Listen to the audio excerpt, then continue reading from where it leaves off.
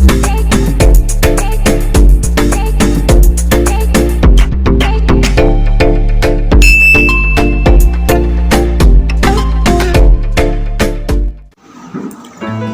के भौतिक युग में प्रतिस्पर्धा की दौड़ इतनी बढ़ गई है कि छोटे से बच्चे से लेकर वृद्ध तक सभी एक अनजान सी डोर से बंधे दौड़े चले जा रहे हैं।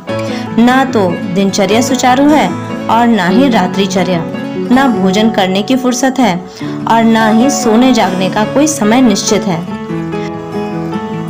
एक अज्ञात भय के वशीभूत होने के कारण हमें तन व मन पर ध्यान देने की फुर्सत ही नहीं है।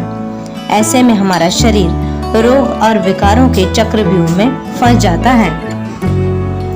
लेकिन यदि आयुर्वेद के अनुसार दैनिक दिनचर्या में योग को अपनाया जाए तो निश्चित रूप से शारीरिक व मानसिक स्वास्थ्य उत्तम बना रहता है। योग मात्र एक क्रिया नहीं है बल्कि एक पूरा विज्ञान है जिसका वैज्ञानिक आधार भी है। आमतौर पर योग को सिर्फ कुछ योगासनों व प्राणायाम तक ही सीमित मान लिया जाता है, पर योग इससे भी कहीं अधिक विस्तृत रूप में है।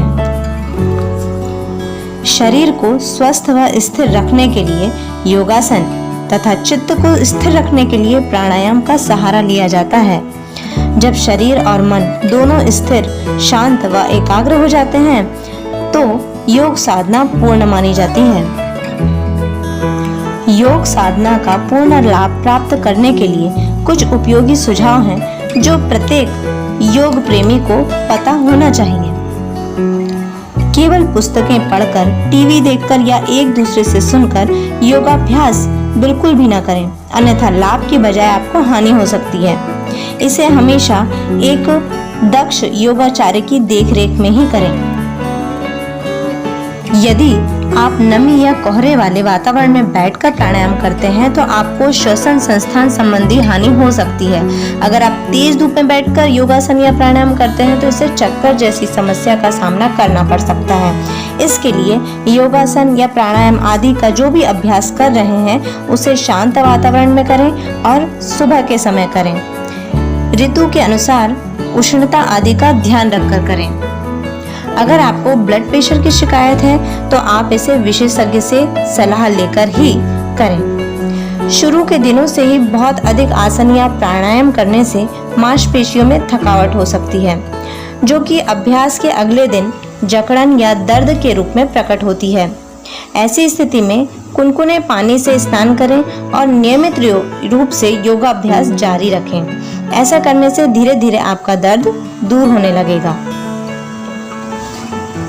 जब भी योगाभ्यास करें, खाली पेट ही करें। प्रत्येक आसन के अभ्यास के बाद थोड़ी देर तक शरीर को ढीला छोड़कर आराम दें, फिर दूसरे आसन का अभ्यास शुरू करें। लगातार बिना रुके आसन करने से चक्कर आने या थकान जैसी समस्या हो सकती है। जब योगासनों का अभ्यास आपका पूरा हो जाए तो थोड़ी देर तक शवासन जरूर करें ताकि रक्त संवहन व श्वास प्रश्वास की जो गति होती है वह सामान्य हो सके। टीवी देखते हुए, फोन सुनते हुए या फिर तेज कोलाहल या भीड़ भाड़ में कभी भी योगाभ्यास ना करें। आसन हो या प्राणायाम, अपनी क्षमता के अनुरूप ही इसका अभ्यास करें। जबरदस्ती अभ्यास करना आपके लिए हानिकारक हो सकता है। योगाभ्यास करने वाले व्यक्ति को हमेशा अपना आहार सात्विक ही लेना चाहिए। प्रत्येक व्यक्ति के लिए प्रत्येक यौगिक क्रिया अनुकूल हो ये जरूरी नहीं है, इसलिए हमेशा योगाचार्य के परामर्श से ही योगाभ्यास करें तो ज्यादा उचित होगा। प्राचीन भारतीय विद्या में योग विशेष रूप से महत्व रखता है। प्राचीनतम ग्रंथ ऋग्वेद है जिसमें योग का स्पष्ट उल्लेख मिलता है। महाभारत में भी इसका उल्लेख मिलता है। कोई भी व्यक्ति योगाभ्यास कर सकता है। योग चिकित्सा सरल, सस्ती, भरोसेमंद तथा सरलता से सुलभ तो है ही, साथ ही योग गुरु के मार्गदर्शन में योग का अभ्यास भी सरलता से किया जा सकता है। वस्तुतः योग जीवन जीने की कला है।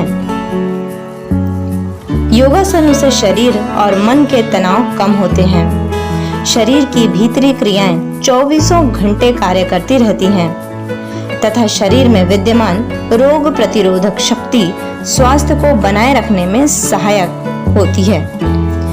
इस प्रकार आरोग्य लाभ, शक्ति, स्फूर्ति, उमंग, उल्लास और दीर्घायु के लिए योगासन विशेष रूप से लाभदायी सिद्ध होते हैं। अतः इनका अभ्यास अवश्य ही किया जाना चाहिए।